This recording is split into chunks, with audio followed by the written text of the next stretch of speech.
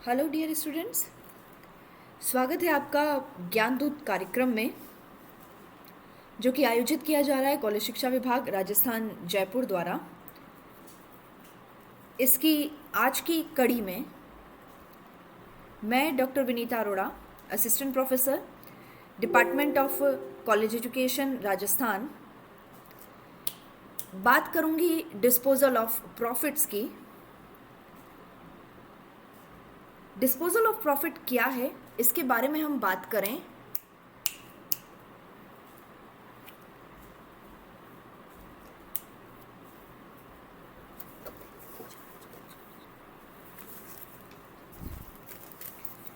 Disposal of profit के बारे में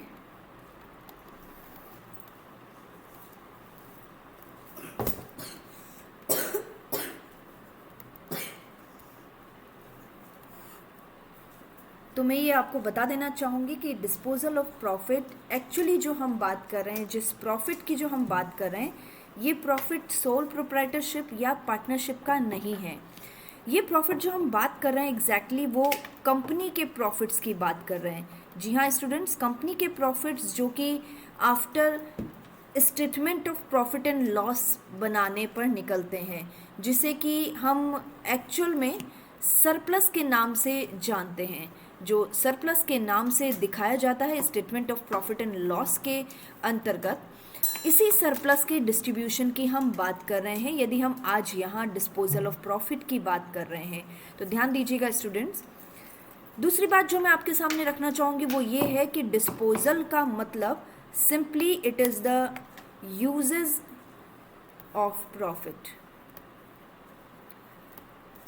प्रॉफिट्स का क्या क्या यूज़ है इसके बारे में हम आज बात करेंगे। ऐसे प्रॉफिट्स जो कि कंपनी द्वारा अर्न किए गए हैं, जो कि statement of profit and loss के बाद बनाने में जो सरप्लस हमें मिलता है उसकी हम बात आपके सामने करेंगे। तो गाइस, ऐसे ही प्रॉफिट के डिस्पोजल यानी यूजेस के बारे में यदि बात करूं तो यहाँ पर मोटे मोटे तौर पर कंपनीज एक्ट 2013 में कुल मिलाकर 3 डिस्पोजल बताए गए हैं। ये 3 डिस्पोजल कौन कौन से हैं? सबसे पहला ट्रांसफ़र टू रिजर्व्स। जी हाँ students, transfer to reserves, reserves में ट्रांसफर्स करना होगा। दूसरी बात करें, ये जो सरप्लस हैं उनका उपयोग डिविडेंड डिस्ट्रीब्यूशन में किया जा सकता है। डिविडेंड डिस्ट्रीब्यूशन टू किसे किया जाएगा? शेयर होल्डर्स को। शेयर होल्डर्स में भी इक्विटी शेयर होल्डर्स, में भी preference shareholder. And third one जो कि बहुत ही important, it is the bonus issue. Examination point of view से सारे ही पॉइंट्स, पूरा ही चैप्टर बहुत ही इंपॉर्टेंट है। आपको पूरी ही चीज़ों को यानी ट्रांसफ़र टू रिजर्व्स किस तरह से किया जाएगा, इससे रिलेटेड क्या अकाउंटिंग ट्रीटमेंट होंगे, डिविडेंड डिस्ट्रीब्यूशन किस तरह से होगा और उसके अकाउंटिंग ट्रीटमेंट, और बोनस इशू किस तरह से होगा और उसका कंप्लीट अकाउंटिंग ट्रीटमेंट, ये मैं आज आपको बताने वाली हूँ। तो गाइस, सबसे पहले हम बात कर रहे हैं ट्रांसफ़र टू रिजर्व की, यानी किस तरह से रिजर्व में ट्रांसफ़र किए जाते हैं। चलते हैं। सबसे पहला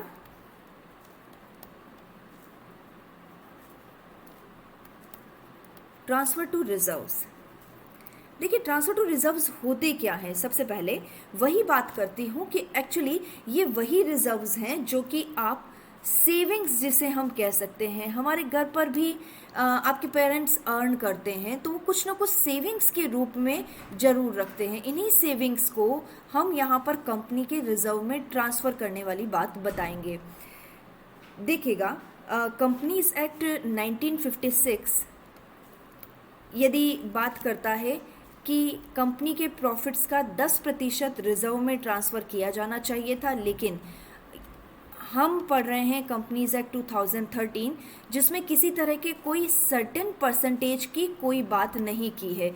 यानी कुल मिलाकर हमारे पास ये होना चाहिए कि कुछ हिस्सा जो कि कंपनी उचित समझे वो रिजर्व में ट्रांसफ़र की जा सकती है। यदि आप पुरानी बुक्स पढ़ रहे हैं जहाँ पर 10% लिखा हुआ है तो फ़िलहाल ऐसी पुरानी बुक्स को ध्यान न दें। फ़िलहाल जो प्रोविज़न है 2013 के कंपनीज एक्ट के अकॉर्डिंग, वो ये कहता है कि कंपनी अपने प्रॉफिट्स को, अपने जो प्रॉफिट्स हैं जो कि सारे ऑपरेटिंग एक्सपेंडिचर्स और इनकम्स के लगाने के बाद आए हैं। सारे एक्स्ट्रा ऑर्डिनरी आइटम्स को उसने एक्यूमुलेट कर लिया है, टैक्स, डेप्रिसिएशन, ये सब हटा दिए गए हैं।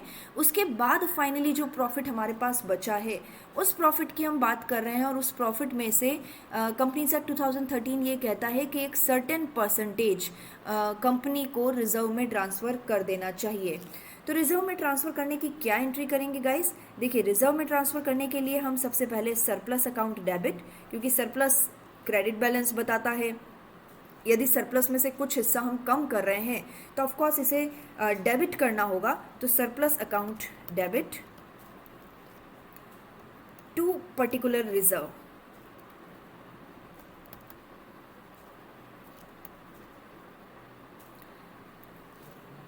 या फिर टू पर्टिकुलर प्रोविज़न। देखिए गाइज, यहाँ पर मैं आपको क्लियर कर देना चाहती हूँ रिजर्व क्या है और प्रोविज़न क्या है। देखिए, रिजर्व्स वो होते हैं जो कि किसी विशिष्ट उद्देश्य के लिए नहीं बनाए जाते हैं, कोई स्पेसिफिक पर्पस के लिए नहीं बनाए जाते हैं।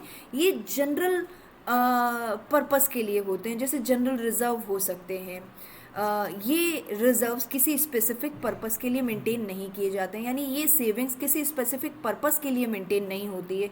जबकि प्रोविज़न होता है तो प्रोविज़न किसी स्पेसिफिक पर्पस के लिए मेंटेन किया जाता है, जैसे provision for depreciation, provision for bad and doubtful debts, provision for taxation. तो ये सारे प्रोविज़न भी हमें निकाल देने चाहिए, उसके बाद हम रिज़र्व में ट्रांसफ़र करते हैं। तो गाइज़, ये हमारे पास जो एंट्री होती है रिज़र्व में ट्रांसफ़र करने की, तो surplus account debit to particular reserve account.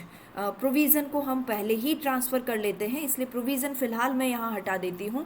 लेकिन हाँ, रिज़र्व्स किसी तरह के पर्पसफुल नहीं होते हैं। आपको एक अंतर समझाने के हिसाब से मैंने यहाँ पर रिज़र्व और प्रोविज़न दोनों की बात की है। अदरवाइज़ हम यहाँ पर जो रिज़र्व में ट्रांसफ़र कर रहे हैं, it is based on the general purpose reserve.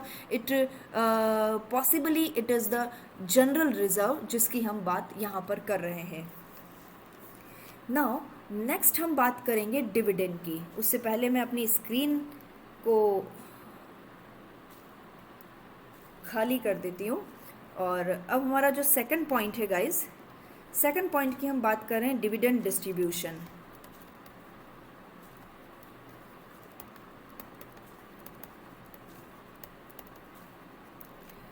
To shareholders. Shareholders को यदि डिविडेंड डिस्ट्रीब्यूशन करना है तो भी हम काम में ले सकते हैं इन प्रॉफिट्स को। यानी सबसे पहले आपको रिजर्व में ट्रांसफ़र करना होगा। आपने जो कंपनी के प्रॉफिट्स हैं, प्रॉफिट्स में सारे extra ordinary items, tax, depreciation, provision, सारे अप्रोप्रिएशन आपने कर लिए हैं। उसके बाद आपको रिजर्व में ट्रांसफ़र करना होगा। अब भी यदि कोई प्रॉफिट बच रहा है तो उस प्रॉफिट पर डिविडेंड का डिस्ट्रीब्यूशन करना होगा शेयर होल्डर्स को। तो डिविडेंड डिस्ट्रीब्यूशन के लिए सबसे पहले यदि हम टर्म समझते हैं तो ये बात आती है डिविडेंड की। गाइज, ये टर्म आपके लिए कोई नया नहीं है, कई बार आपने इस शब्द को सुना भी होगा और आप सभी जानते भी होंगे। Dividend, it means it is the part of profit which is distributed to shareholders. Shareholder ने अपना जितना अंश, जितना हिस्सा कंपनी में इन्वेस्ट किया है, उस हिस्से के अनुसार, उस अंश के अनुसार कंपनी अपने लाभों में से उन शेयर होल्डर्स को, उन इन्वेस्टर्स को कुछ हिस्सा लाभों का देती है। यही डिविडेंड कहलाता है। अब यदि हम बात करें कि ऐसे डिविडेंड के सोर्स क्या क्या हैं, यानी अब हम अगला पॉइंट देख रहे हैं,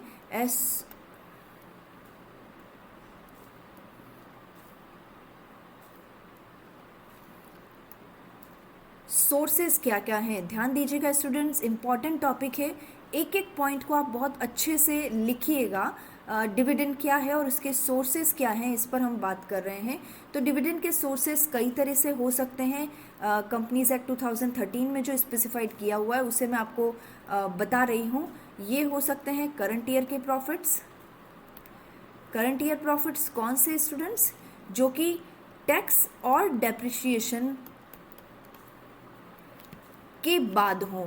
यानी प्रोविज़न फॉर टैक्सेशन या सारे टैक्स वगैरह डेप्रिसिएशन ये भी सब घटा दिए गए हों, उसके बाद केवल डिवाइजेबल प्रॉफिट्स जो रहते हैं यानी डिविडेंड डिस्ट्रीब्यूशन वाले जो प्रॉफिट्स रहते हैं वो करंट ईयर प्रॉफिट्स हो सकते हैं, जिनको हम डिविडेंड के रूप में काम में ले सकते हैं। प्रीवियस ईयर प्रॉफिट्स हो सकते हैं। ये प्रीवियस ईयर प्रॉफिट्स भी वही हैं कि हम इस प्रॉफिट्स में से हमने डेप्रिसिएशन, टैक्स, डिविडेंड सब हमने घटा दिया और उसके बाद भी कुछ प्रॉफिट्स बच गए हैं। कभी कभी ऐसा होता है कि कंपनी के करंट ईयर में प्रॉफिट सफिशिएंट नहीं होते हैं और डिविडेंड डिक्लेयर करने के लिए एक सफिशिएंट मिनिमम रेट उसे मेंटेन करनी है, तो पिछले साल के प्रॉफिट्स को भी काम में लिया जा सकता है। तो current year profit, previous year profit या फिर बोथ करंट ईयर के प्रॉफिट में से भी कर सकती है और प्रीवियस ईयर के प्रॉफिट में भी से भी कर सकती है एक ही साल में। साथ ही एक बात और जो मैं आपको बताना चाहूँगी, सेंट्रल और स्टेट गवर्नमेंट कई बार कंपनीज को गारंटी देती है, गारंटी अमाउंट देती है रिगार्डिंग डिविडेंड पेमेंट से रिलेटेड गारंटी देती है।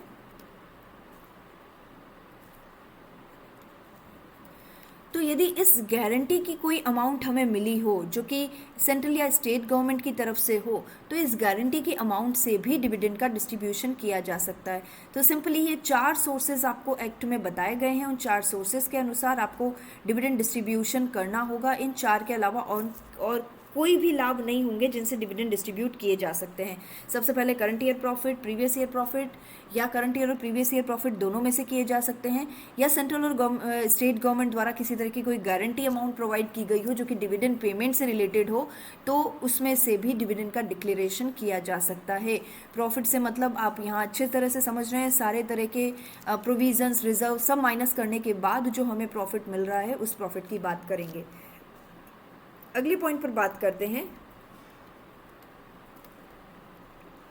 रूल्स। डिविडेंड डिस्ट्रीब्यूशन से रिलेटेड कौन कौन से रूल्स हैं, उन सब रूल्स को मैं आपको बहुत अच्छे से यहाँ एक्सप्लेन कर रही हूँ, क्योंकि कई बार ऐसा होता है कि हमें न्यूमेरिकल थियोरिटिकल क्वेश्चन पूछा जाता है डिविडेंड से रिलेटेड और बहुत ही आसानी से हम इसको कंप्लीट कर लेते हैं यदि हम सिस्टमेटिक काम करें तो देखिए रूल्स क्या क्या है। सबसे पहला, बहुत ही आसान शब्दों में, आसान भाषा में मैं आपको यहाँ पर बता रही हूँ।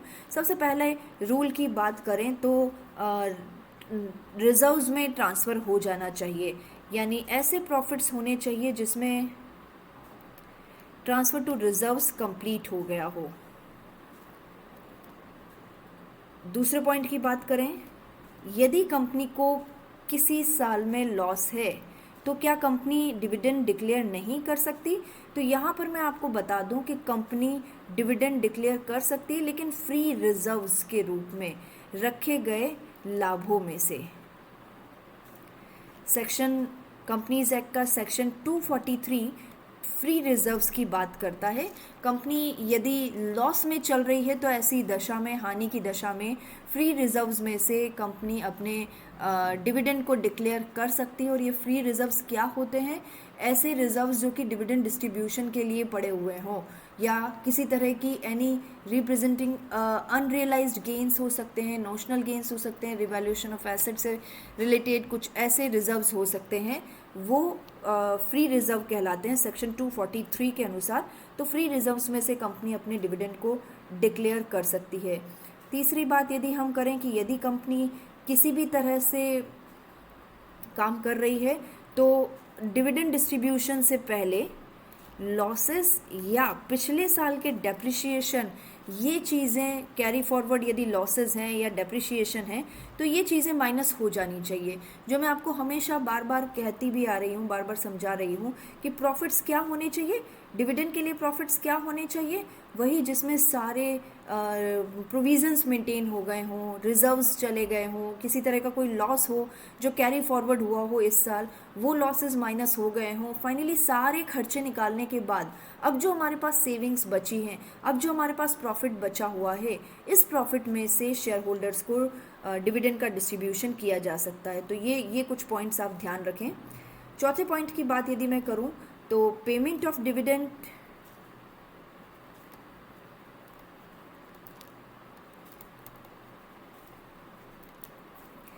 कैश में होना चाहिए।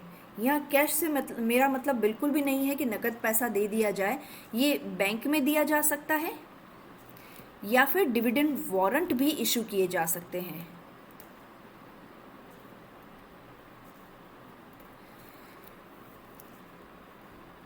अगले पॉइंट की बात करें तो अगले पॉइंट में पेमेंट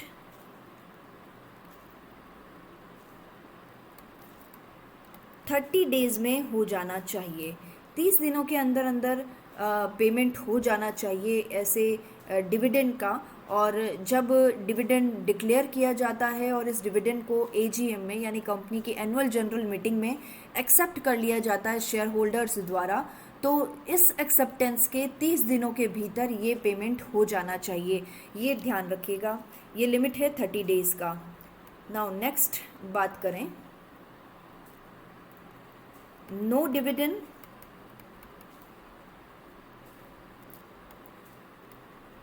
फ्रॉम कैपिटल प्रॉफिट।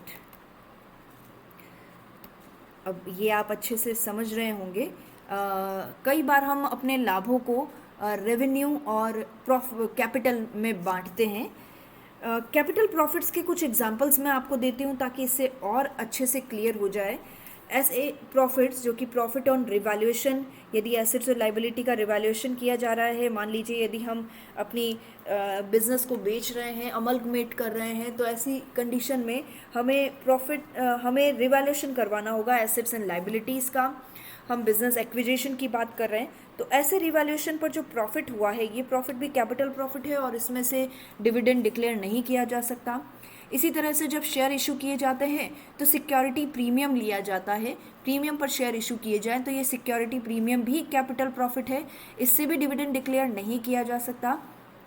या प्रॉफिट प्रायर टू इनकॉर्पोरेशन, आप एक्विजिशन ऑफ बिजनेस करते समय मान लीजिए हमारा एक्विजिशन साल के बीच में हुआ है, तो एक्विजिशन से पहले का जितना भी प्रॉफिट होगा, यानी समामिलन से पहले का जितना भी प्रॉफिट होगा, इनकॉर्पोरेशन से पहले का जितना भी प्रॉफिट है, वो कैपिटल प्रॉफिट कहलाता है। कंपनी के इनकॉर्पोरेट होने के बाद कंपनी जब अपना बिजनेस चालू करती है और अपनी व्यावसायिक गतिविधियां चालू करती है और फिर तब जो प्रॉफिट होता है वो रेवेन्यू प्रॉफिट कहलाता है। तो ऐसे कैपिटल प्रॉफिट्स में से कंपनी डिविडेंड डिक्लेयर नहीं कर सकती, इस बात का ध्यान दीजिएगा।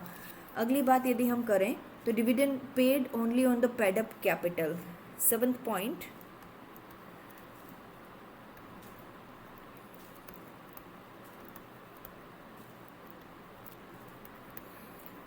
पेड अप कैपिटल पर ही डिविडेंड का डिस्ट्रीब्यूशन होगा। किसी तरह से कॉल्स इन एडवांस या कॉल्स इन एरियर पर डिविडेंड का डिस्ट्रीब्यूशन नहीं किया जा सकता। यदि मैं कहती हूँ कि मैं अपना सारा पैसा शेयर्स का आज ही सारा का सारा आपको दे रही हूँ, तो ऐसा नहीं है कि उस कॉल इन एडवांस पर डिविडेंड का डिस्ट्रीब्यूशन कर दिया जाएगा।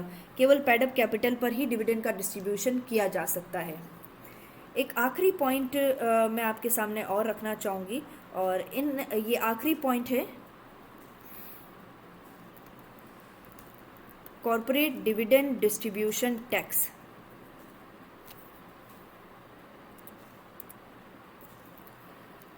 डिविडेंड डिस्ट्रीब्यूशन टैक्स ये कंपनी को देना होता है। कंपनी जो डिविडेंड डिस्ट्रीब्यूट कर रही है, तो उस डिविडेंड पर कंपनी को 20.56% की दर से टैक्स देना होगा। ये काम कंपनी को करना होगा।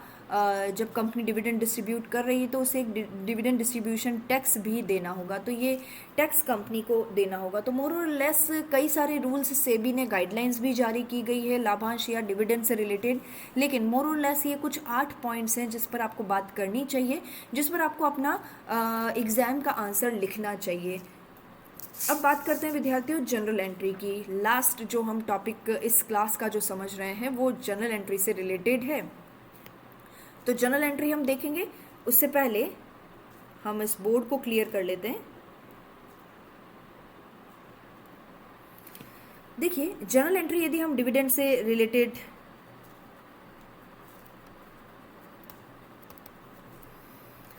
देखें तो सबसे पहला बहुत ही सिंपल एंड शॉर्ट में मैं बता रही हूँ, डिविडेंड प्रपोज्ड किया जाए। जब डिविडेंड प्रपोज किया जाता है जब डायरेक्टर्स के बीच में ये बात उठती है डिविडेंड दिया जाना है, तो ऐसी स्थिति में एंट्री करनी होगी surplus account debit to proposed dividend.